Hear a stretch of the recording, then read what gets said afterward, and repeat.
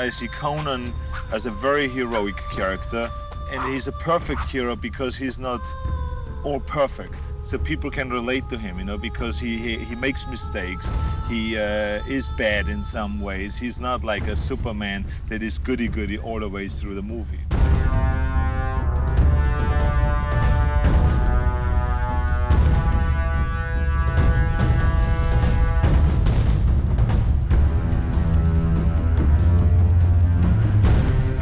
I think that I've never done a film that was that physical, number one.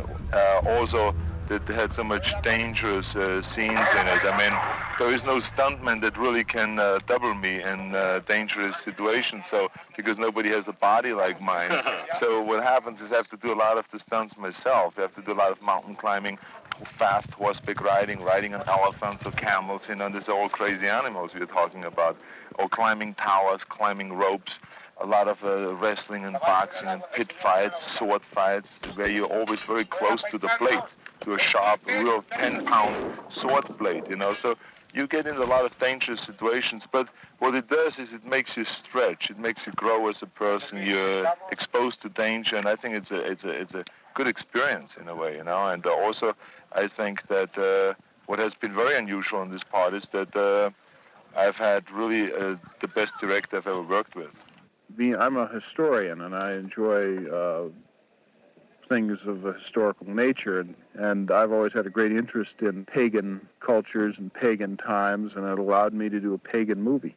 The character, Conan, is doing a lot of things that you're normally not allowed to do in this society, because the film takes place at a time of maybe 12 or 15,000 years ago, and at that time, there was no religion, no morals, nothing, you could just kill people and plunder towers, steal, and have women left and right and all those things, eat like an animal and all. It is fun to do for a change, and getting out of that, eating with knife and fork and being always proper and well-behaved and all those things. It's nice to switch over to this and be that for 6 months, so that's a lot of fun to do that. I never write with anyone in mind, even though when I was writing it, I knew Arnold would play it. I didn't know Arnold. And I try and pick the people that would mold to the story as best as possible. I just look at people until I find someone and I say, that's what Valeria should look like. That's what King Osric should look like. I thought of, once I'd written it, I thought of what an interesting idea of having James Earl Jones play Thulsa Doom. The role I play is, again, the villain. I'll call him a prehistoric Darth Vader. He's the Batman. He's a sorcerer. He's the one that causes much of the evil that Conan has to combat in the film. Yes. You know what it is, don't you, boy? I was tired of competition bodybuilding.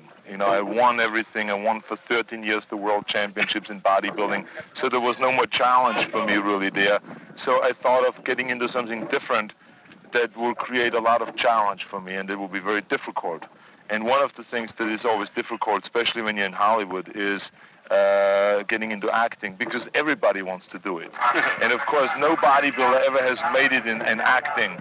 They have done a few Hercules films or stuff like that, but not really gotten into acting. So I thought that would be a big challenge to do, and so I got slowly into acting and did the first movie, Stay Hungry, got a Golden Globe Award for Best Acting Debut, and that really got the whole thing rolling. So it was really what I liked about the profession was that it was hard for me to get into.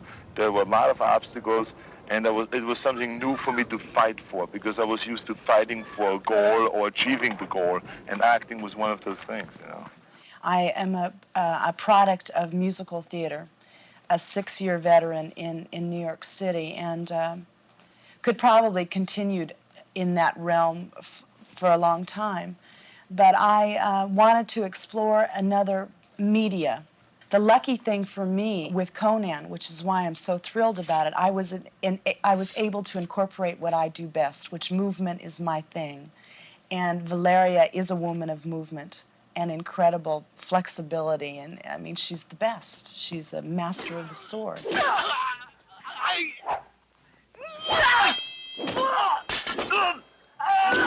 So I think I made that transition pretty well. I don't know what's in store next, but for the first time to break into that, it was the right project. I've been trained for stage, and I feel I know what I'm doing. I have a better sense of my responsibility, but I love doing films. I love doing television. I think television is very, very important for the whole world. So I will not say I prefer one over the other. I feel perhaps more comfortable on stage, though. My son. Well, for competition, I used to train 4 hours a day, but since I'm not competing anymore, for this film, for instance, I'm training with weights 1 hour a day. I run a half hour a day. We do almost every day sword practice. We do all kinds of other physical activities, you know, to get ready for the next scenes for the next day and so on. So I think it's now altogether maybe 2.5, 3 hours of physical fitness training. But weight training only 1 hour now. Arnold and Jerry Lopez and myself, we all three did train. I trained 3 months for the film and learned kendo. We would train like 3 days a week, maybe 2.5 hours. Well, all the films that I've ever done have been personal films. Something that, you know, I was accused of one of my films is that we made a personal film there. I think they're all personal films. I think that any director, or a lot of directors make nothing but personal films. John Ford never made anything but personal films. Kurosawa really made nothing but personal films, and both of them made big adventure films. I know. So it's quite possible. It is really a personal film, but it's also a big adventure film. Well, it's going to be an important film. I'm not talking about how the critics receive it or how the box office receives it. It'll be a very important film because it is picking up a thread that we saw with Star Wars, very frankly. A thread of epic adventure. This is a thread that goes back to the past, but it's the same thread of epic adventure that all human beings are very anxious to see. Not for escape, because there are very important lessons you can learn about the past and the future, or a writer's imagination of those times. But that's the importance, is epic drama, you know. Being from the stage and loving Shakespeare, I think I can compare it, not in terms of literature or dramaturgy to Shakespeare, but in terms of size to Shakespeare, you know. This is the Temple of Set. This is where the snake cult of Thulsa Doom is centered. This is his mountain of power. And they have lots of snakes. I've kind of gotten to like them. They're very pleasant. These kind of snakes, this is a boa constrictor, and they're very, very nice, pleasant snakes. I never liked snakes before, but I've kind of gotten used to these. Yeah, I think my goal is to be up there equal to a Clint Eastwood or Robert Redford or any of those guys, and I'm very well on my way. And it's just like setting a goal, like being Mr. Universe or being a millionaire or something like that.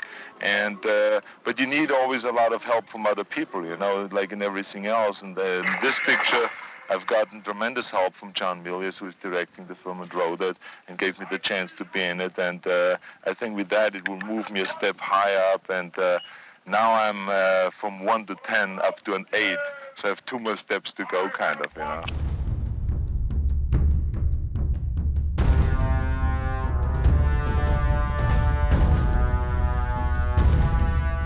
I think that with what we have seen so far, and an overall basis of a world release of the movie Conan, I think we can see the definite sequel, because it's considered an extremely successful film.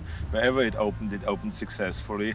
So I'm looking forward to doing a second movie. I love the character of Conan, and of course I hope to do other roles at the same time, you know, maybe something totally the opposite of Conan, maybe something very light or romantic or comedy or whatever.